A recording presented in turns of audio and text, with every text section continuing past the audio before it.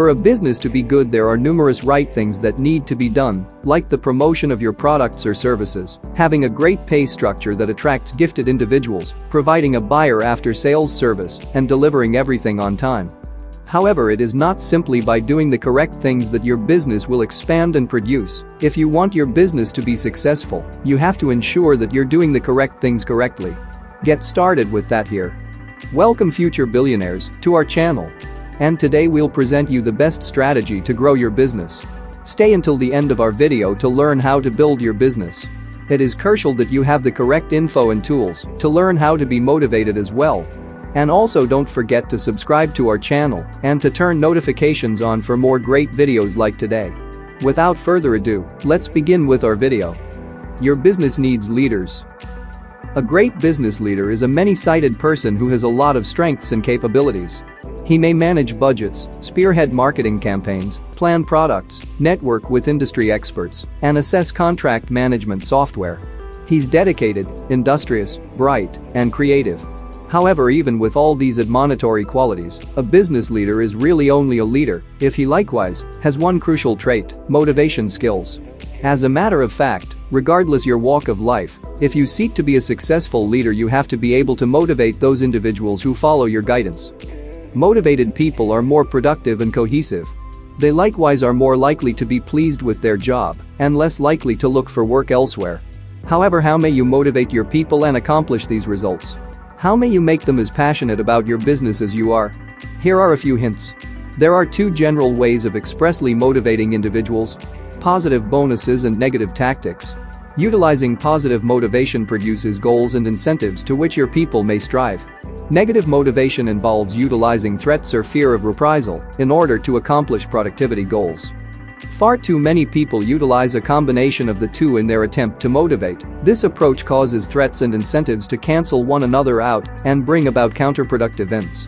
For this reason, it's crucial to have a clear approach.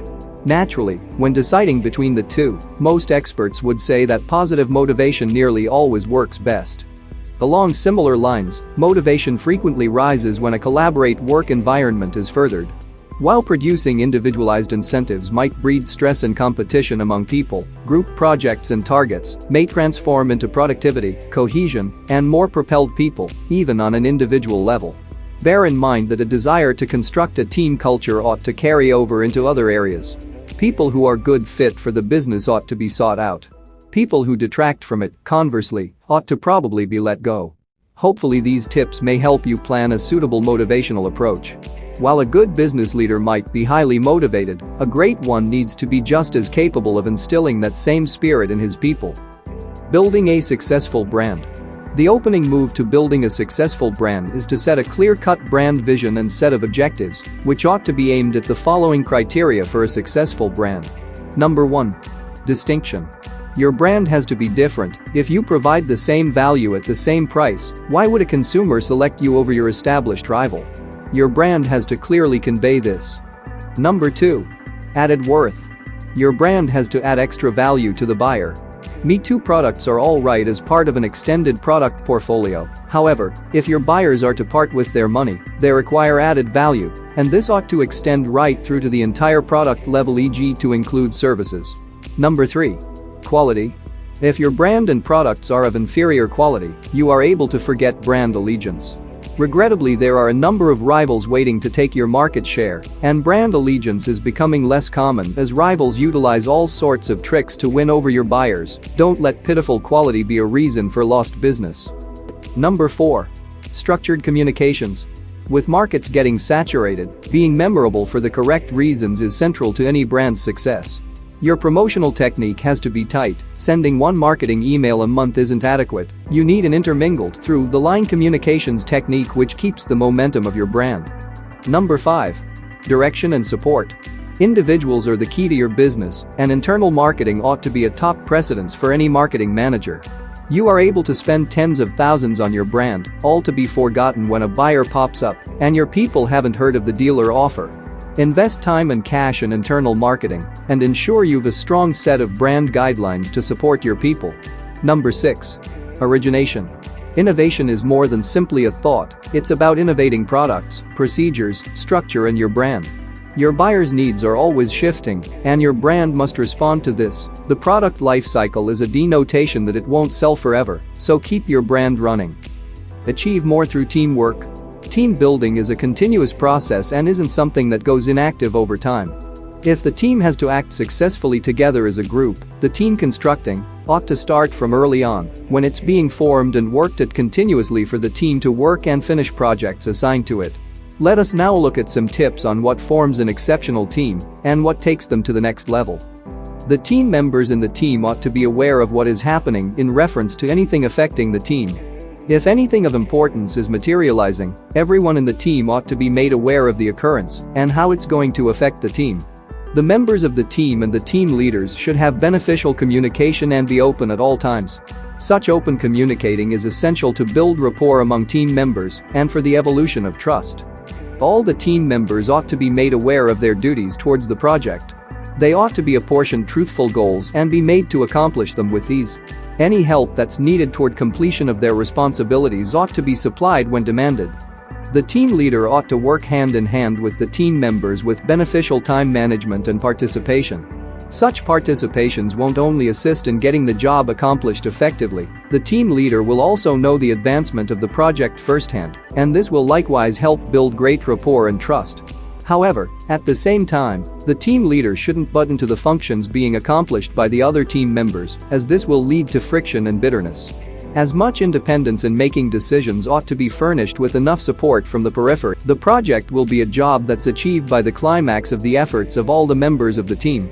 This is like matching all the pieces of a puzzle to produce a big picture. In order to accomplish this, the parts ought to be properly matched in the correct place. If one isn't correct, the picture won't turn out right. For this reason, there should be a beneficial action design in place for the team to work in tandem and achieve the project cleanly. The team leader shouldn't be dominating over the other members of the team. Everyone ought to be an equal participant in the project and have their say in the preparation of plans. However, it ought to be the leader's last say in deciding the course of action, after carefully hashing it out with all the team members. Team building ought to be a cautiously figured process, and these self-improvement tips ought to help.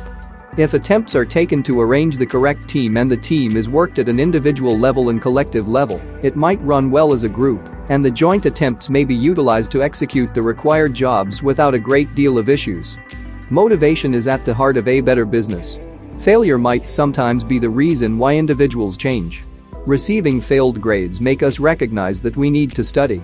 Debts remind us of our inability to look for a source of money. Getting humiliated gives us the push to speak up and fight for ourselves to save our face from the next embarrassments.